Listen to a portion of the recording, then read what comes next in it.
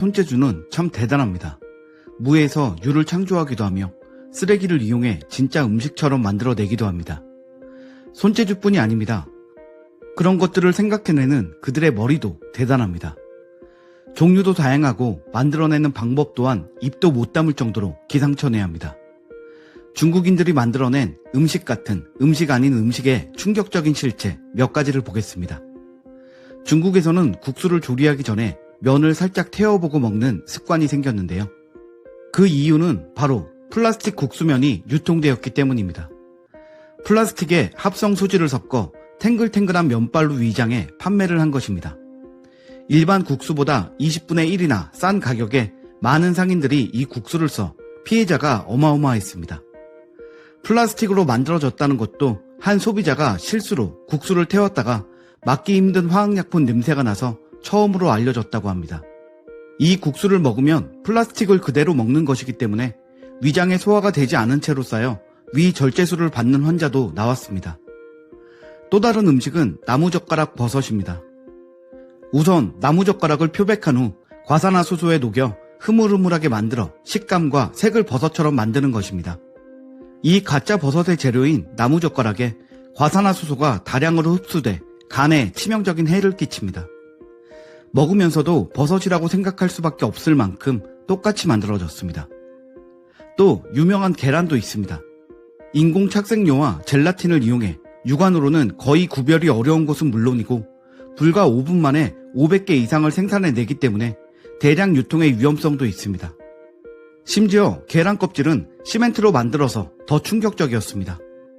이 가짜 계란을 섭취할 경우 기억장애를 유발할 수 있습니다. 미역도 있습니다. 미역은 뭘로 만들었을까요? 이 미역은 4시간에서 5시간이 지나도 전혀 불지 않아 의아해했던 주부에게 발견된 사건입니다. 바로 검은 봉지를 구겨 미역처럼 만들어 판매한 것인데요. 당시에 가짜 미역을 만들어내기 위해 창고에 다량의 봉지를 쌓아둔 것도 발각되었습니다. 또 중국과 뗄래야 뗄 수 없는 대표적인 음식인 만두가 있습니다. 워낙 수요가 많은 만큼 만두로 인한 사건은 종종 일어나곤 합니다. 만두피를 하얗게 만들기 위해 공업용 표백제나 살충제를 썼으며 만두 속에는 중량을 늘리고 부피를 키우기 위해 폐 휴지를 불려서 넣기도 했습니다. 탄저균이 있는 돼지로 만두 속을 넣어 발각된 사람 중엔 사형을 당한 사람도 있습니다. 이번엔 계란말이입니다. 계란말이를 할 때 식용유의 비용을 아끼기 위해 공업용 기름을 사용했습니다. 더불어 계란 특유의 노란색을 선명하게 하기 위해 공업용 색소도 함께 넣어서 말입니다. 이렇게 계란말이 등 튀김 요리에 사용하는 식용유를 속이기도 했습니다. 일명 하수구 식용유 사건으로 불리고 있는 이 사건은 하수구에 버린 식용유들을 한데 모아서 다시 판매한 것입니다. 이 식용유는 단순히 오래된 식용유가 아니라 실제 쓰레기로 버려져 머리카락, 오물 등이 함께 있던 진짜 쓰레기였습니다. 일반 식용유 가격의 10분의 1밖에 되지 않아 많은 음식점들이 사용하고 있었습니다. 정말 끝도 없습니다. 다음은 10년 전 아시아의 돌풍을 몰고 왔던 버블티입니다. 버블티에 타피오카 펄을 폐타이어로 만들어 유통하다가 적발되었는데요. 실제 쓰다가 터지고 찢어져 버린 폐타이어를 사용했으며 이것을 섭취할 경우 전혀 위장에서 소화를 시킬 수 없으며 쉽게 배출도 되지 않기 때문에 위절제 수술을 해야 합니다. 중국인들이 음식을 속여 파는 행태에 피해를 보는 사람은 남녀노소를 가리지 않았습니다. 아이가 먹는 분유 역시 가짜로 만들 수 있는 음식의 대상이었습니다. 아기에게 좋은 분유를 먹이고 싶은 부모의 마음은 어느 나라나 똑같을 텐데요. 가짜 분유를 만든 이들은 이런 부모의 심리를 이용해 멜라민 분유를 만들었습니다. 멜라민을 넣을 경우 일시적으로 단백질의 농도가 높게 측정되기 때문에 고급 분유로 탈바꿈하여 판매할 수 있었습니다. 멜라민은 가장 유명한 발암물질로 이런 것들을 아기가 먹는 분유에 넣었다는 것 자체로 용서받기 힘든 큰 흉악 범죄인 만큼 당시 관련자들은 사형을 당했습니다. 또한 물에 녹는 오징어를 만들어내기도 했습니다. 오징어를 끓이다 5분 30초 정도 지나면 오징어는 사라지고 뿌연 물만 남는 진짜 마술 같은 일이 생깁니다. 중국의 농업대 식품과학기술부의 교수는 반드시 가짜 오징어라고 단정 지을 필요는 없다. 오징어를 반복적으로 해동과 냉동을 거듭하는 바람에 세포가 파괴돼 세포 내 수분이 유출됐을 가능성이 있다면서 이는 해삼 등 다른 해양 생물에서도 나타나는 현상이라고 말했습니다. 이 말에 우리나라 네티즌들은 해동과 냉동이 반복되면 녹아서 사라진다고요? 한 수천 번 반복하면 사라지긴 하겠네요. 참 중국다운 논리다. 해물탕에 오징어 넣고 먹으면서 계속 끓이면 10분도 넘게 끓는데 왜 녹냐? 녹으려면 위장 속에서 녹아야지. 가짜 오징어보다 해명이 더 웃기는데? 라는 이해할 수 없다는 의견들을 남겼습니다.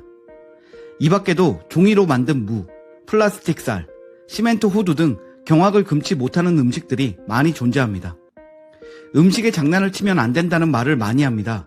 하지만 잘못 먹으면 죽을 수도 있는 음식을 만드는 것은 장난도 아니고 흉악한 범죄라고 볼 수 있습니다. 중국인들은 음식을 가짜로 만드는 것 말고도 비위생적인 것으로도 유명합니다. 얼마 전 2021년 3월 충격적인 영상 하나가 올라왔고 우리나라 사람들은 경악했습니다. 구정물이 가득한 구덩이에 배추가 가득 담겨 있고 윗옷을 벗은 남성이 물에 들어가 배추를 들어 올리는 장면 모두 기억하실 텐데요. 소금에 절인 배추를 옮기는 데에는 녹이 쓴 포크레인도 동원되었습니다. 지난해만 해도 28만 톤의 중국산 김치가 수입된 우리나라의 사람들은 그야말로 쇼크 상태였습니다. 국산 김치에 비해 단가가 싼 중국 김치를 사용하는 식당이 많다는 것도 이미 알고 있었고, 그래서 맛이나 질이 좀 떨어지더라도 이익을 남겨야 하는 식당들을 이해하는 사람들이 대부분이었습니다. 하지만 중국의 비위생은 우리의 상상을 뛰어넘었습니다. 맨몸으로 들어가도 되나 싶을 정도의 불결하고 더러운 구덩이였고, 그곳에 음식의 재료가 있다는 것은 진짜 들어본 적도 없었습니다. 하지만 중국의 현지 언론에 따르면 영상에서 확인된 김치 제조 과정은 중국에서 흔히 볼 수 있는 장면이며, 실제로 이번 영상 외에도 쌓아둔 배추를 작업자들이 신발 신은 발로 밟고 굴삭기로 옮기는 사진들이 여러 번 공개된 적도 있다고 소개했습니다. 이후로도 말린 고추에 수백 마리의 쥐가 돌아다니는 영상, 김치 양념을 맨발로 버무리는 사진 등 한국인을 정신적으로 버티기 힘들게 만드는 중국의 이런 모습은 계속해서 나오고 있습니다. 이런 상황에 우리나라의 김치 공장 영상이 올라왔습니다. 푸드 스토리라는 유튜브 채널에 올라온 김치 공장의 영상을 보면 중국 영상을 보고 받은 충격을 잊게 해주고 마음의 안정을 줍니다. 김치를 담그는 데 들어가는 모든 재료는 청결하고 깨끗합니다. 그런데도 여러 번의 세척을 더하고 위생적인 차림과 번쩍번쩍 청소가 된 기계들은 눈부시게 깔끔합니다. 뽀얀 배추를 보는 것만으로도 힐링이 되는 것 같은 영상이었고, 조회수가 1744만을 넘을 만큼 세계의 많은 사람들에게 폭발적인 관심을 끌었습니다. 다행히도 외국인들은 진짜 김치라는 것이 어떻게 만들어지는 것인지를 알게 되었습니다.